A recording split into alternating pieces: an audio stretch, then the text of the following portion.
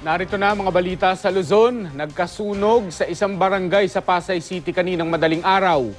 4 ang nasawi, kabilang ang isang bata at isang buntis. Makibalita tayo kay CJ Turida. Kanya-kanyang salba ng mga gamit ang mga residente ng Barangay 201 sa Balagbag, Pasay City nang sumiklab ang sunog kaninang madaling araw. Natupok ang aabot sa 300 bahay. Bandang alas 5 ng madaling araw, umabot ng general alarm ang sunog. Creek kasi. So medyo nahirapan kami dahil light materials tsaka during 4:30 lumakas yung hangin. Isa lang ang way namin. Kasi pader na yan ng M. Greenfield, sapa na yan, bahay din sa likod. So ito lang po talaga ang way namin going out. Sa impormasyong nakuha ng GMA News, informal settlers ang karamihan sa mga naninirahan sa lugar.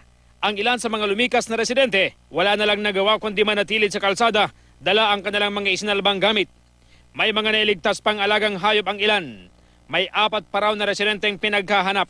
Mag-aalas 9 na ng umaga nang tuluyang naapula ang apoy. Pero ang 4 na pinaghahanap, sunog na bangkay na nang matagpuan sa ilalim ng gumuhong bahay. Namatay sa sunog ang isang mag-asawa, 8 taong gulang na babae at isang buntis.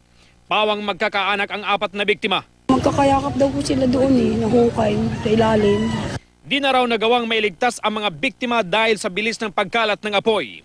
Ilang alagang hayop din ang kasamang natupok sa sunog. Sa tala ng DSWD, nasa 300 pamilya ang apektado ng sunog. Nagsisilbing evacuation center ang gym at covered court ng barangay. Patuloy namang iniimbestigahan ng mga otoridad ang pinagmulan ng apoy. CJ Torida, Nagbabalita, Pilipinas.